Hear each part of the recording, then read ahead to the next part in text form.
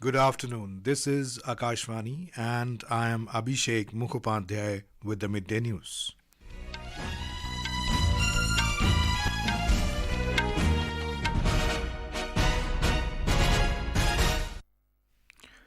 The headlines. Prime Minister Narendra Modi holds talks with his Greek counterpart Kyriakos Mitsotakis in New Delhi. Centre invites farmer leaders for fifth round of talks, asks Punjab government to maintain law and order.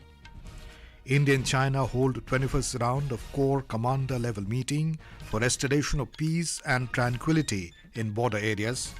9th edition of Raisina Dialogue to begin in New Delhi this evening. Noted jurist Fali S Nariman and eminent broadcaster Ameen Sayani pass away. Indian women beat Italy 3-0 to storm into the pre-quarterfinals of the World Table Tennis Team Championship in Busan.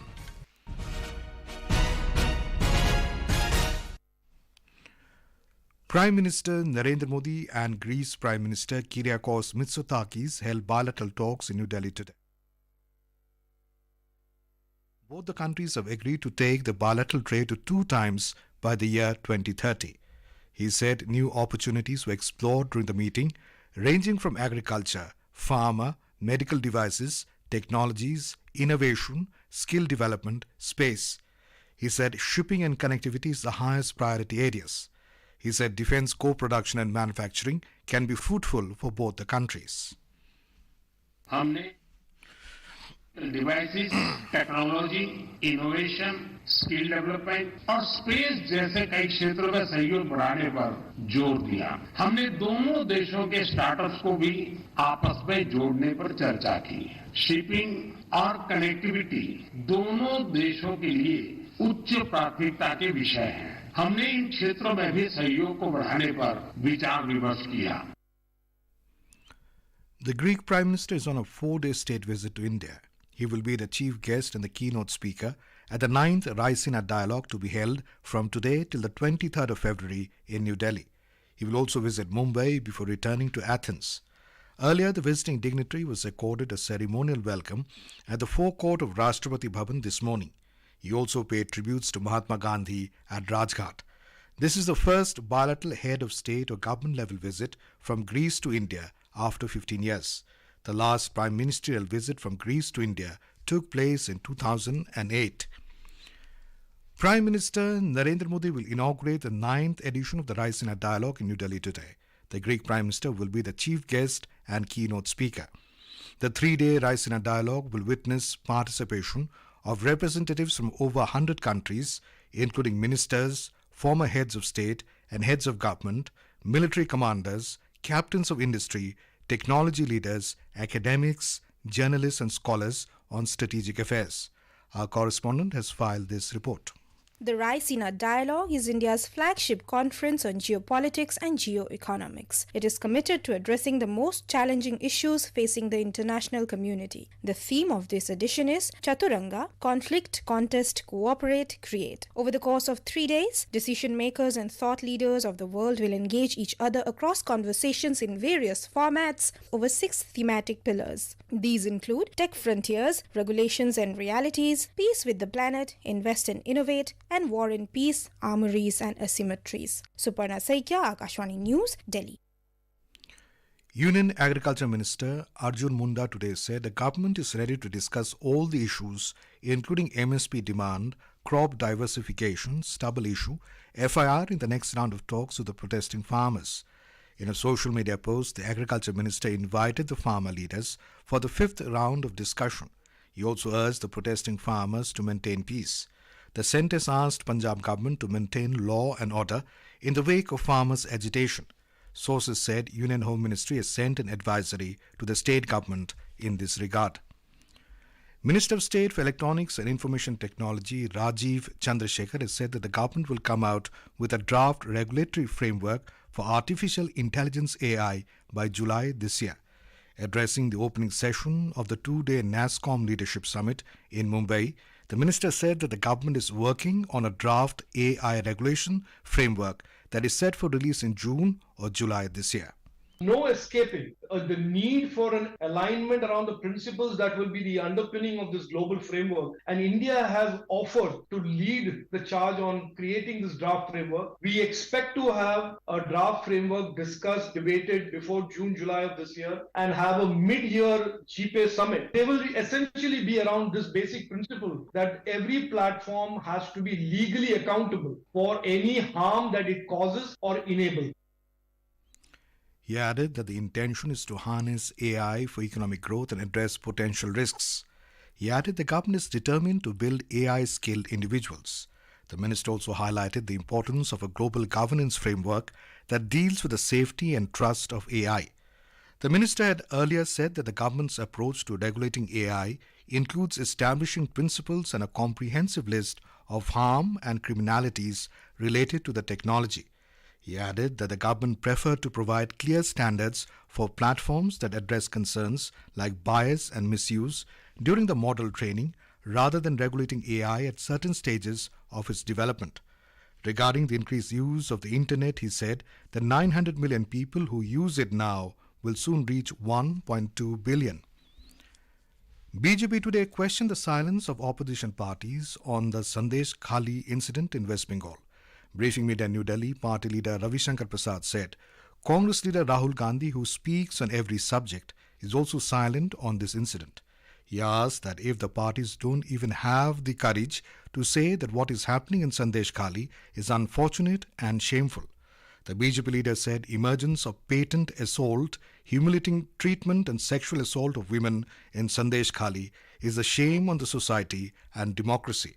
He said it is shameful that a woman chief minister is putting the honor of women at stake to save her political credibility.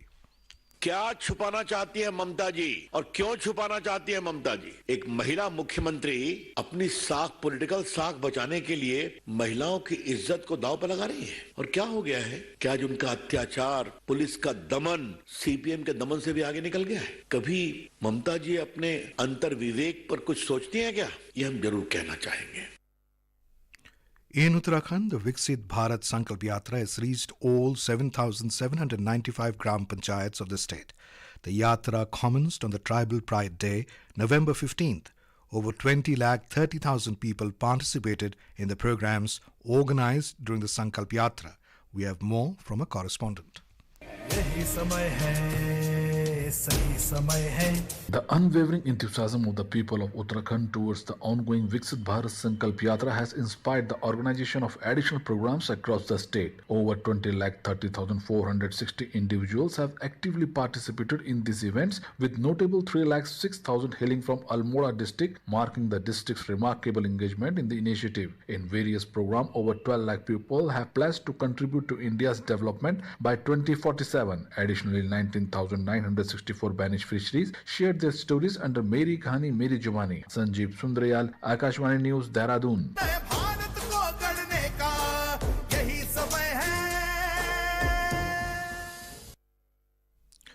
This is Akashvani giving you the news. For quick news updates around the clock, follow us on our Twitter handle at AIR News Alerts. The 21st round of the India-China Corps Commander level meeting was held at Chushul-Moldo border meeting point on the 19th of this month. External Affairs Ministry said in a statement that the discussions built on the previous rounds, seeking complete disengagement in the remaining area along the LAC in eastern Ladakh for restoration of peace and tranquility in the India-China border areas. The two sides shared their perspectives on this in the talks which were held in a friendly and cordial atmosphere. Both sides have agreed to maintain communication on the way ahead through the relevant military and diplomatic mechanisms. They also committed to maintain peace and tranquility on the ground in the border areas in the interim. Eminent constitutional jurist Fali S Nariman passed away in New Delhi today. He was 95. He was suffering from multiple ailments. Nariman served as Additional Solicitor General between 1972 and 1975 and had resigned from the post during emergency. His career took a significant leap forward when he was appointed a senior advocate by the Supreme Court of India in 1971. In his long and illustrious legal career, Fali Nariman argued in several landmark cases, including the famous case of the National Judicial Appointments Commission. He was honored with Padma Vibhushan in 2007 and Padma Bhushan in 1991. Fali Nariman was also nominated by the President to the Upper House of Parliament, Rajya Sabha, in 1999. President Draupadi Murmu, Vice President Jagdeep Dhankar and Prime Minister Narendra Modi have expressed grief on the demise of Fali Nariman. President Murmu said he was a titan among legal luminaries. She added, amongst the wisest experts on the Indian Constitution, Fali Nariman was also a globally respected jurist. In a social media post, Vice President said Fali Nariman was a legal luminary and a towering figure in the Indian legal system with a career spanning over 7 decades. Expressing grief, Prime Minister in a social media post said Fali Nariman devoted his life to making justice accessible to common citizens. Iconic radio host Ameen Sayani passed away today at the age of 91 after suffering a heart attack. His son Rajil Sayani confirmed his demise. He added the funeral will be held tomorrow. Born on December 21, 1932 in Mumbai, Ameen Sayani was a household name for generations, captivating audiences with his melodious voice and engaging style. He began his career as an English language broadcaster and transitioned to Hindi after India's independence. Prime Minister Narendra Modi and Information and Broadcasting Minister Anurag Singh Thakur have expressed grief on his demise. After 10 days of intense negotiations, the Pakistan Muslim League Nawaz and the Pakistan People's Party have finally reached an agreement to form a new coalition government. At a joint press conference last night, PPP Chief Bilawal Bhutto Zardari announced that PML-N Chief Shehbaz Sharif will be the coalition's prime ministerial candidate. Bhutto added that his father and PPP co-chairman Asif Zardari will become the country's president again.